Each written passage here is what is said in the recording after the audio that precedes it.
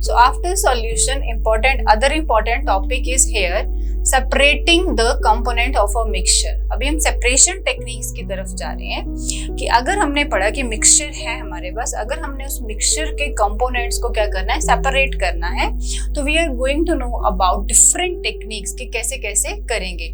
सबसे पहले है simple method जो हम use करते हैं like hand picking, sieving and winnowing. जैसे हैंड पिकिंग जब हम घर पे भी, you can see your mother when they are used to cook in the kitchen, क्या करेंगे वो जब भी दाल बनाएंगे, they used to doing this. कंकर पत्थर कुछ है, कचरा उसमें रहेगा, they used to hand picking method.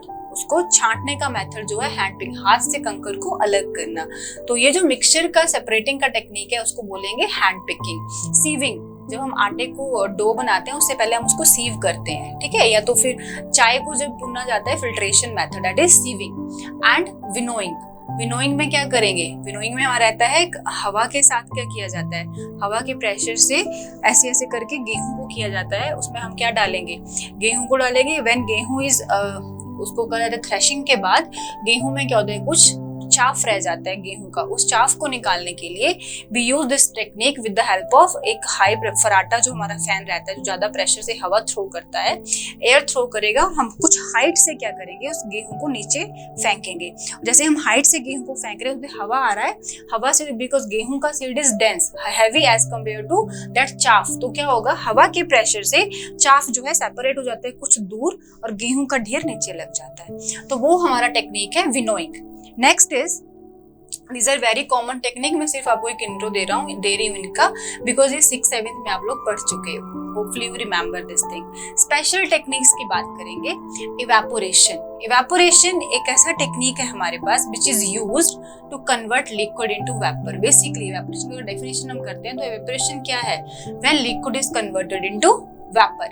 तो यहाँ हम किस बात में इसको यूज कर रहे हैं, mixture of salt and water और सुगर एंड वाटर.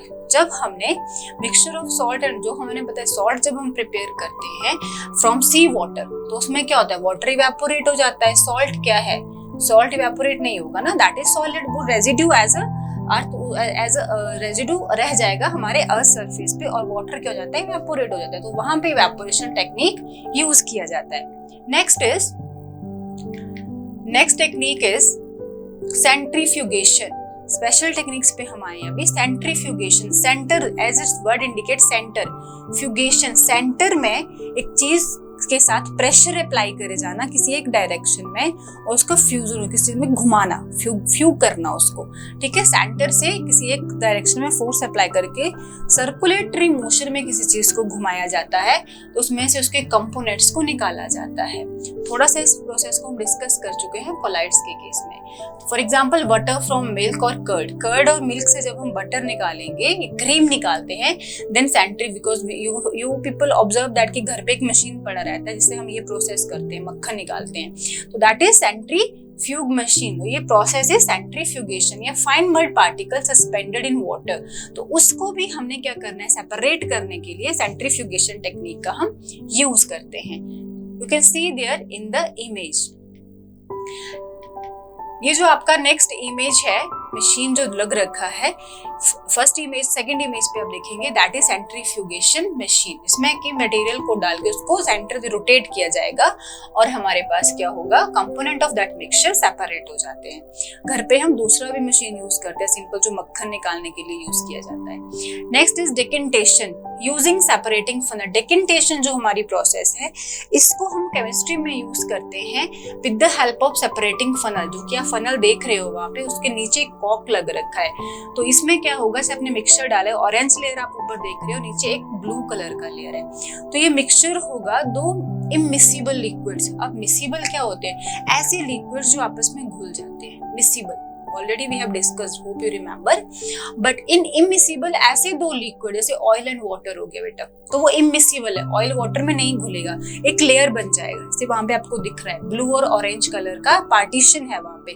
तो जो हमारे पास कॉक लग रखा है नीचे, When we use this separating funnel, हम क्या करेंगे, नीचे एक बीकर रखेंगे, ये कॉक खोलेंगे, इसको धीरे से खोलेंगे, जब तक हमें लगेगा कि ब्लू वाला मिक्सचर नीचे वाले बीकर में इकट्ठा हो गया है तब तक वो ओपन, अदरवाइज जब वो लगे ऑरेंज आने वाला है हम उसको क्या करेंगे, बंद कर देंगे। तो एक मिक्सचर जो था दूसरे से अलग हो गया, एक सेपरेटिंग फनल में रह गया, दूसरा हमने बीकर में डेकेंट कर लिया। फाइन। तो ये केमिस्ट्री में होती है with the help of separating funnel. But घर पे आपने देखा होगा your moms are used to cook food, तो उसके पहले उसको वो वॉश करते हैं, चावल बना रहे हैं, राइस कुक कर रहे हैं, दाल कुक कर रहे हैं, तो दे यूज टू वॉश दैट। तो वॉश यूज जब कर रहे होते हैं, पानी डाल के ऊपर वाले पानी को नीचे गिरा के नीचे आपका सॉलिड रह जाता है, ठीक है। तो दैट इज ऑल्सो डेकेंट, इसको निथारना भी बोलते हैं। But here we are using with the help of separating funnel, that are common method. Decantation को अगर कॉमन मेथड में ले तब वो वाला मेथड यूज होगा जो we are using to wash rice and dal at our home. But decantation अगर साइंटिफिक मेथड में लिया जाए तो with the help of separating funnel to separate immiscible liquids. Next is sublimation. Sublimation, we know that sublimation we have done in first chapter। कैसा process है जिसमें solid is directly converted into gas and gas is directly converted into solid, vice versa।